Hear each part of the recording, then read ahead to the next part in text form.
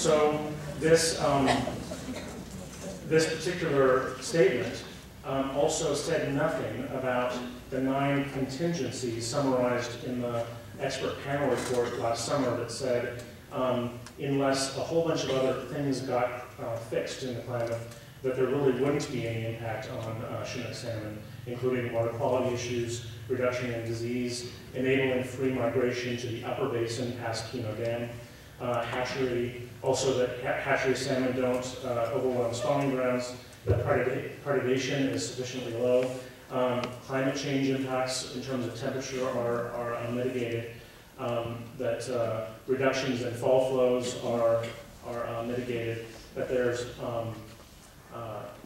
and that neglecting these different impacts would mean that the Chinook salmon recovery would be quite in doubt. So by omitting all of those contingencies, I believed that the article and the scientific summary was spinning a positive picture, and that's what I was raising concern to my bosses about.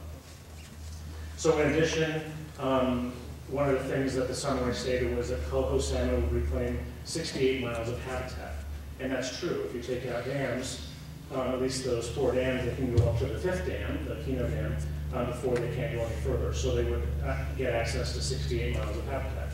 That sounds great, doesn't it?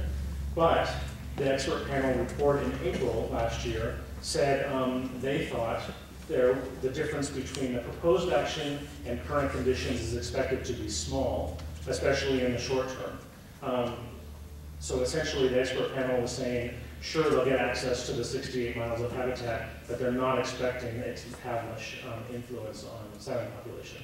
So by omitting that, I felt that they were spinning the science to the best possible solution. Going on, the summary also stated the dam removal will likely reduce salmon disease, but doesn't say anything about the uncertainties of that. The uncertainties were expected to be very high, according to the expert panel reports. Also, the summary spins an optimistic look for steelhead trout, providing access to 420 miles of historical habitat. But again, the Klamath River expert panel summary said that this success would be dependent on effective implementation of all of those proposed actions, including mitigation of the total maximum daily loads, or TMDLs, which I've learned since then are actually naturally occurring in this part of the basin. So it has to do with water quality. So there's issues with water quality that would need to be mitigated in order for the steelhead to recover. And that water quality issue has been found to be mostly derived from the volcanic nature of the geology in the Upper Klamath. So mitigating that would be next to impossible. Anyway, so that was essentially a summary of my concerns on this one document. So recognize this was only a 2-sentence or a 2-paragraph press release and a page-long summary of conclusions. And that's what my initial disclosure was about. So it turned out my boss, my direct supervisor, was out of town the day that this all happened. And when she got back the next Monday, I went into her office and told her about the situation. And I thought she'd be quite supportive of me doing my job. Instead, I got, well, you know, the secretary really wants to remove those dams. So you made a poor decision in putting your disclosure forward. Additionally, I found out in this process that I'm not very good at following directions. And I actually emailed my disclosure to a whole bunch of people.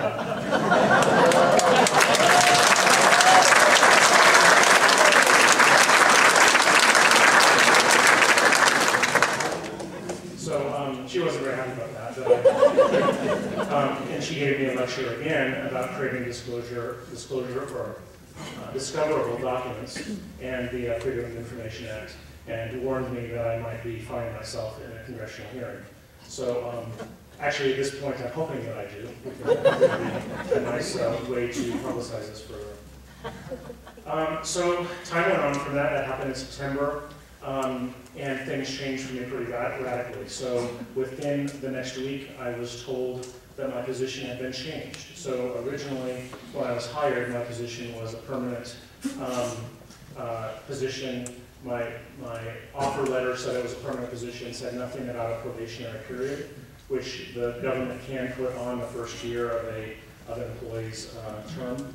I had a whole bunch of previous federal experience, and this was a fairly high-level position, so I thought that I had been hired without a probationary period.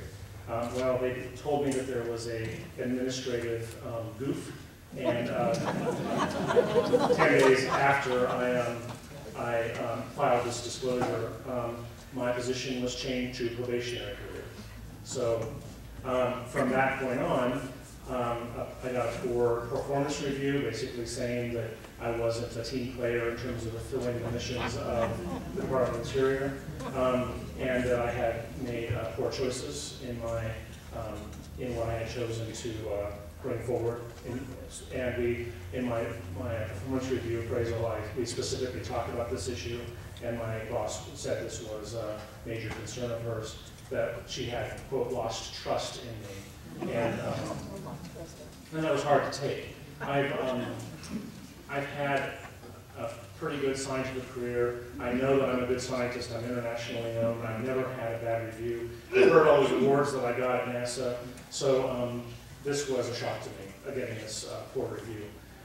So it went on from there. I had almost all of my travel was denied. For example, my position, because I was in DC and reclamation is mostly in the West, I needed to travel to go and interact with the reclamation scientists.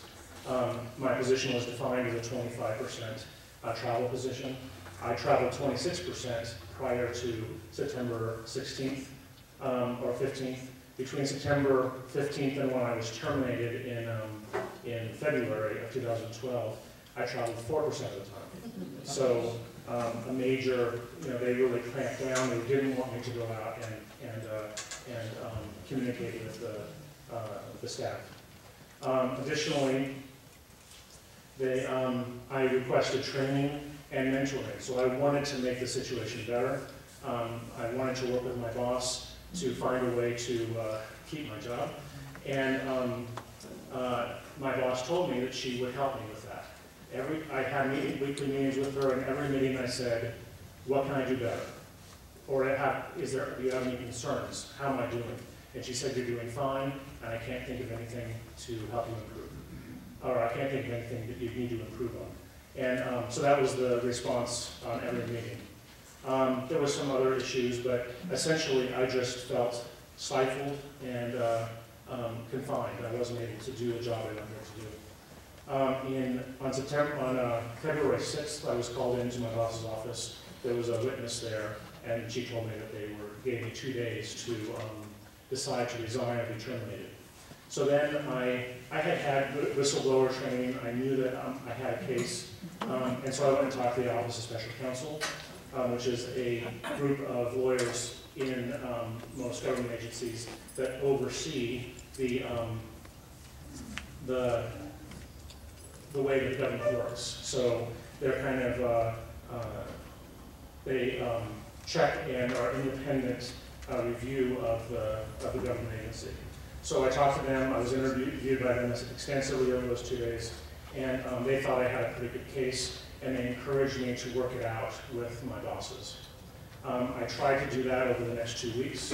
I was on administrative leave for 2 weeks after that point. I specifically asked that I want to resolve this scientific integrity issue with regards to the Klamath River Basin science reports. And my bosses were silent. They did not engage in this. I knew they received it. At one point they asked for more information, but they weren't interested in working it out. So my position was terminated on February 26th, and on that date I filed 2 complaints. I filed a complaint of scientific integrity or scientific misconduct with the Department of Interior. I also filed a whistleblower complaint with the Office of Special Counsel. So that was on the 26th of February, Friday. On Monday, the Secretary of the Interior delayed his decision on Klamath Dam Removal indefinitely.